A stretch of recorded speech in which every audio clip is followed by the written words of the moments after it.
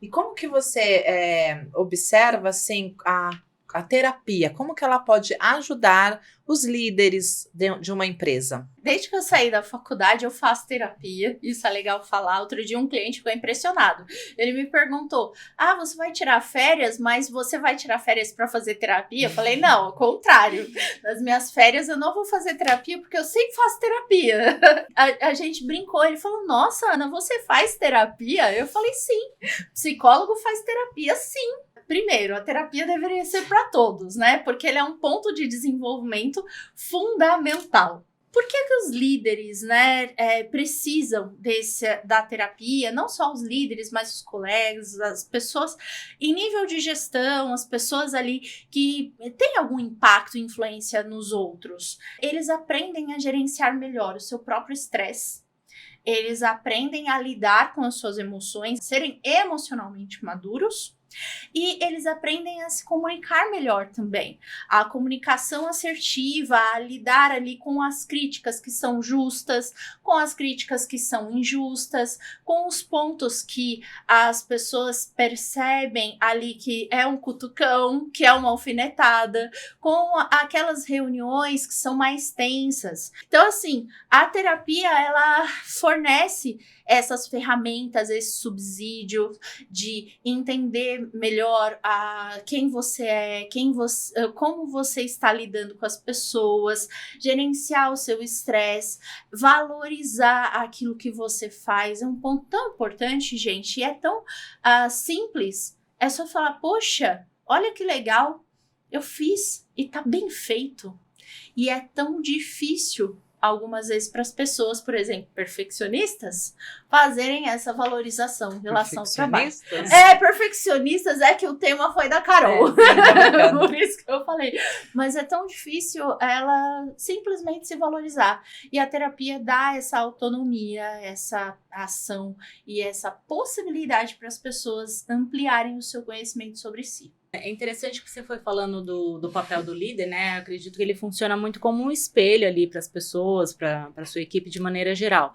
Mas o que você observa que líderes emocionalmente estáveis, assim, refletem no trabalho, assim, da equipe? Meire, você usou líderes emocionalmente estáveis. Eu acho que eu vou complementar para líderes emocionalmente saudáveis também. Ele acaba tornando a equipe mais emocionalmente saudável. Ele tem uma presença genuína, ele tem uma presença junto à equipe que faz a equipe querer estar próximo dele. Tem aqueles líderes que, nossa, chegou, vamos todo mundo se enfiar debaixo da mesa porque o monstro chegou. E não, e tem outros líderes que chegam e que trazem as pessoas para perto, que estão próximos, e eles não perdem a autoridade por isso, ao contrário, eles ganham a autoridade ao ter a equipe junto deles. E essa presença genuína ajuda tanto a entender, a perceber, a motivar as pessoas, quanto também a cobrar as pessoas de forma mais saudável, a exigir das pessoas de forma mais saudável. Eu tive uma líder, uma grande líder. Já puxei muito saco dela, então não vou falar o nome dela. Mas assim, essa acho que foi a melhor líder que eu tive na vida. Porque quando ela ia dar um feedback, quando você errava com algo, você se sentia tão constrangido, ela não precisava falar nada. Você já sabia que você tinha errado, você sabia que ela ia te dar um feedback ali de melhoria em relação àquele erro que você cometeu, e você já chegava pedindo desculpa pro feedback dela, porque assim, ela era uma pessoa tão presente na vida da equipe, ela era uma pessoa que jogava tão junto. Eu lembro, nessa época eu trabalhava com treinamento, né, a gente fazia grandes eventos, então pronto, já contei praticamente quem é. Quem me conhece sabe quem é. A gente fazia grandes eventos. Eu cheguei a apresentar convenções de quase 500 pessoas. E esses grandes eventos, a equipe toda se mobilizava para poder fazer o evento. E ela estava ali colando cartolina junto com a gente. Ela estava ali ensaiando a fala junto conosco. Não era só a presença genuína, ela jogava junto, ela tinha coerência, ela tinha empatia, quando você não estava ali 100%, ela percebia. E os líderes que são emocionalmente maduros, né, e que ajudam a equipe a ser saudável, eles estão com você ali. Eles fazem parte da equipe, eles não só lideram a equipe. Então, eu sou muito grata de ter tido essa líder logo no início da minha carreira, porque depois eu comecei a questionar outros líderes, por exemplo, de RH, que chegavam na empresa e não davam nenhum bom dia. Eu cheguei a questionar muitos líderes assim, porque o meu modelo de liderança ainda é ela, porque ela foi a melhor até hoje, em 20 anos de experiência que eu tenho. Porque desenvolve, né? E a pessoa não tem medo de recorrer à pessoa para sanar problemas e dúvidas, né? Exato. A pessoa tá próxima. Ela não cria uma parede entre... É uma pessoa humana, né? De verdade. Exato, né? É um ser humano. Ela não cria uma parede entre ela, que é a líder, que tá lá no cargo de chefe, e o outro. Um outro ponto, falando na parede que eu lembrei, além disso, é defender o colaborador e assumir também a responsabilidade. Porque muitos líderes, eles jogam a culpa. Ah, errou? A culpa é sua, Mary. Não, erramos, foi o time que errou. Não é sua culpa, é nossa culpa. Agora vamos para dentro de casa e vamos organizar isso aqui. Muitos pacientes, muitos dos seus clientes vêm de demandas do mercado de trabalho. Quais são os problemas mais comuns que chegam no seu consultório?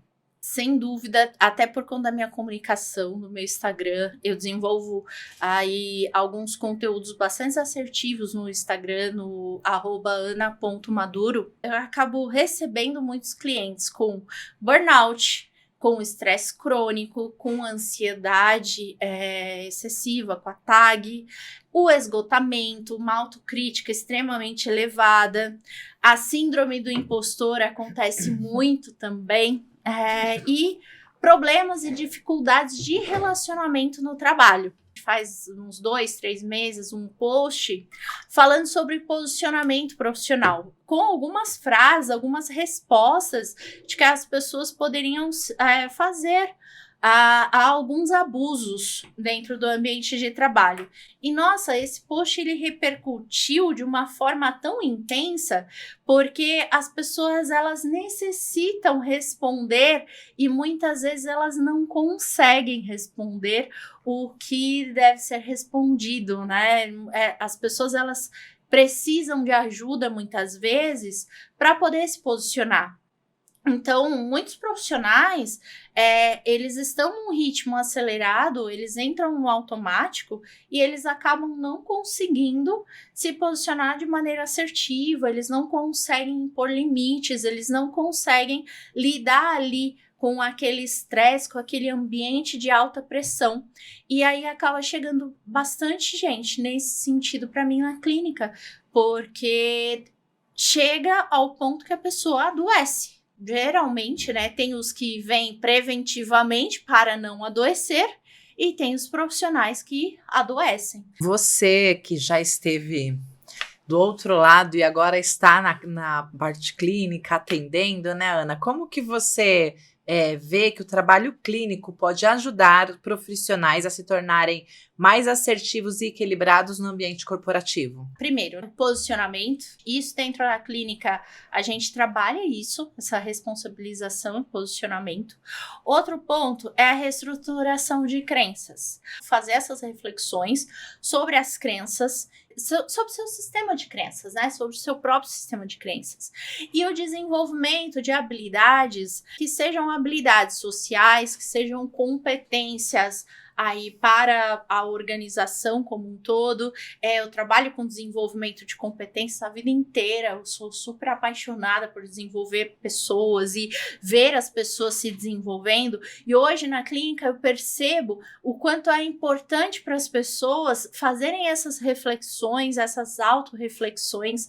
Teve uma cliente que falou para mim, a gente fez uma sessão de metas, e ela falou para mim, nossa, essas metas explodiram a minha mente. Então eu vejo assim que o trabalho clínico, ele ajuda demais os profissionais. E aí, voltando à primeira pergunta sobre a minha trajetória mudou por conta dessa visão, por conta dessa oportunidade que eu percebi que na clínica eu teria e na empresa eu jamais teria, porque eu não consigo ter conversas profundas de desenvolvimento a esse ponto com profissionais dentro da organização, porque a pessoa te vê como RH ou a pessoa que vai te avaliar, como a pessoa que vai te ajudar a produzir, e não é muito difícil como a pessoa que vai te desenvolver sem te julgar. E o trabalho clínico é isso.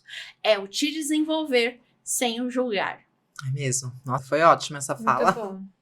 Ana, você trouxe muitas contribuições aqui pra gente. Acho que você conseguiu sanar as principais dúvidas das pessoas, né? Sobre tanto a saúde do colaborador, como dos líderes, o papel da empresa. E nós estamos aqui caminhando para o final e eu queria saber qual a mensagem principal que você queria deixar para o nosso público. Se você está com dificuldade de colocar limites, se você tem essa sensação de estar sempre devendo, se você tem a sensação de que você tem que trabalhar e nunca é suficiente, algo dentro de você precisa mudar.